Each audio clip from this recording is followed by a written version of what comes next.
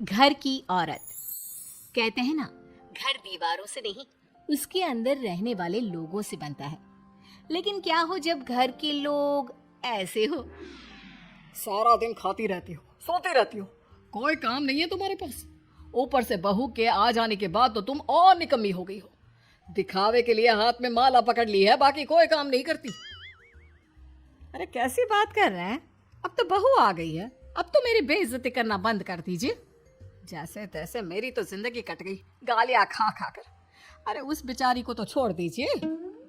तभी बेटे के जोर जोर से चिल्लाने की आवाज आती है।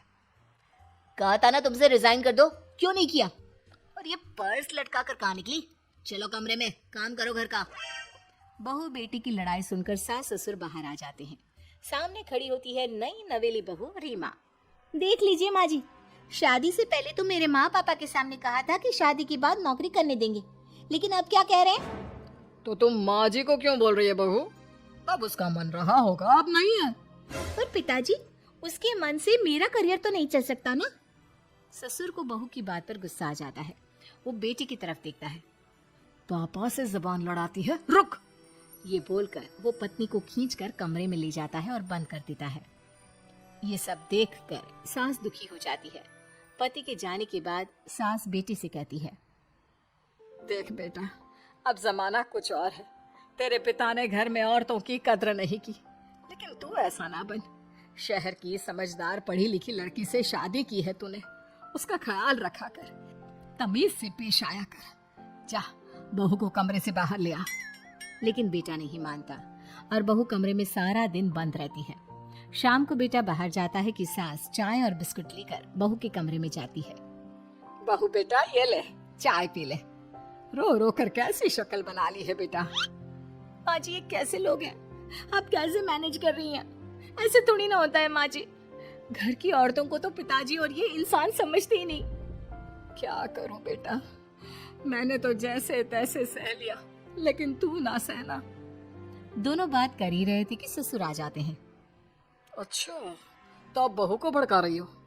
बहुत दिन हो गए मार खाए, अब क्या बहू के सामने खाओगी? जाओ यहाँ से, और जरूरत नहीं है ज्यादा इस लड़की को सर पर चढ़ाने की, समझी? बहू को ससुर की बात पर गुस्सा आ जाता है, लेकिन वो कुछ नहीं कहती। आए दिन बहू देखती है कि कैसे उसकी सास और उसके साथ उसका ससुर और पति गंदा व्यवहार करते हैं। फिर एक दिन, ये क्या बनाया है? खाना बनाना नहीं आता क्या? ये बोलकर वो खाने की भरी सारी थाली फेंक देता है। अरे बेटा कोई बात नहीं, शांत हो जा, मैं अभी बाहर से कुछ मंगवा देता हूँ। हाँ पापा, ऑर्डर करिए। ऐसे खाने से तो पेट भरने से रहा। वैसे खाना तुमको बनाना आता नहीं और बाहर जाकर नौकरी करना चाहती हो। अरे तुम जैसे को तो पूछते भी नहीं है बाहर। बहू को पति की बात पर गुस्सा आता है, तभी सास बोल पड़ती है।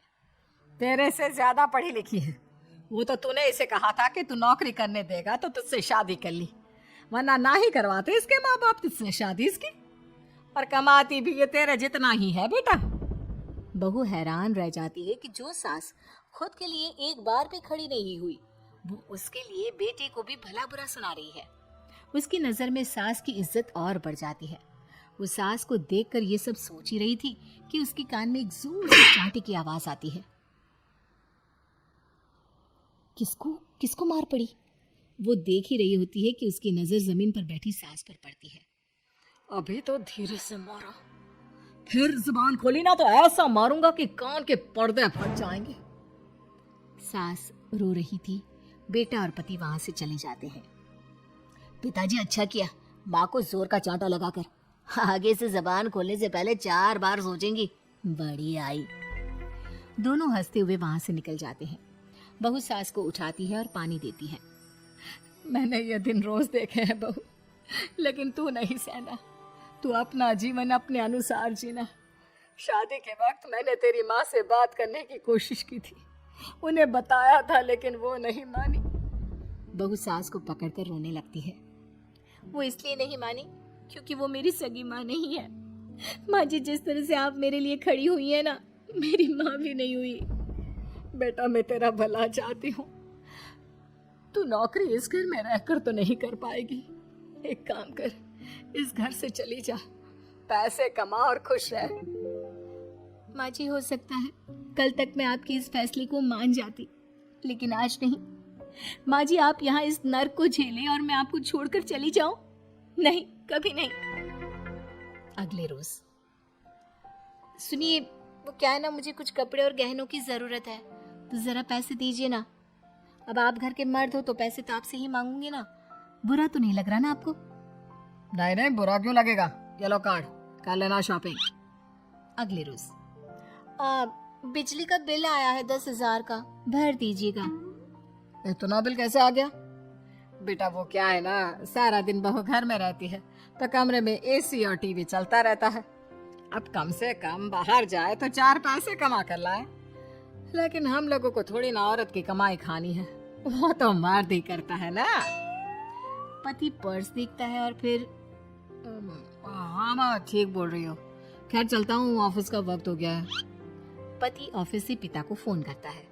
पापा, घर के खर्चे तो बढ़ते ही जा रहे हैं, ऊपर से महंगाई आप देख रहे हैं। मैं सोच रहा हूँ क्यों ना मीना को नौकरी के लिए हाँ कर दूं, 4 पैसे ही लाएगी ना घर में। वो तो तू ठीक बोल रहा है, लेकिन ये औरत की जात, कल को 4 पैसे कमाने लगे तो यह नहीं कि सर पर चढ़कर नाचे। हाँ पिताजी, बात तो सही है।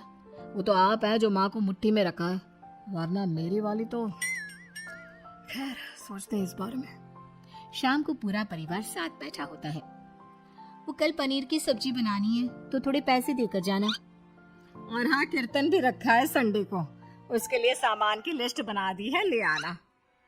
पापा को दे दो, वो ले आएंगे। अरे पापा कहाँ से ले आएंगे, मेरे पास नहीं है पैसे वैसे। लो, पैसे ही नहीं है? मेरे पापा की जेब तो हमेशा नोटों से भरी रहती है। बेटा, लक्ष्मी को जो पूछता है ना, उसके पास लक्ष्मी रहती है। जो घर की औरतों को मारे पीटे, वो भला कैसे लक्ष्मी का लाभ ले सकता है। वाह वाह, क्या बात है, तो जबान खुल रही है तुम्हारी। लगता है भूल गई पुरानी मार और डांट, क्या? हाँ माँ जी, शांत हो जाइए। मैं नहीं देख सकती आपको मार खाता, और फिर हो सकता है कि मैं आपको बचाने आऊँ तो ये भी मुझे मारे। ठीक है बहू, मैं कुछ नहीं कहती, तो ये लिस्ट बस दे दे, मैं चलिए आराम करने। फिर अगले रोज, सुनिए जी, वो मायके जाना है। वो क्या है ना, शादी के बाद से गई नहीं, तो ट्रेन की टिकट बुक करवा देना। तो मैं भी तो साथ जाऊंगा ना तुम्हारे। तो ठीक है, फिर फ्लाइट की ही टिकट करवा दीजिए। वो क्या है ना, अच्छा थोड़ी ना लगता है आप पहली बार मेरे साथ जा रहे हो और हम ट्रेन से चले, ठीक है ना? पति ऑफिस जाता है, जहाँ उसका दोस्त कहता है, अरे क्या हो गया यार, परेशान सा दिख रहा है। तेरी तो नई नई शादी हुई है, भाभी परेशान कर रही है क्या? अरे नहीं यार, तू तो जानता है थोड़ी सी कमाई में घर चलाना मुश्किल हो रहा है। तू कैसे मैनेज करता है यार? कैसे क्या यार, तू जानता है ना मेरी बीवी रिया को, वो टीचर है, फिर घर में ट्यूशन करती है, साथ में बच्चे भी पढ़ लेते हैं।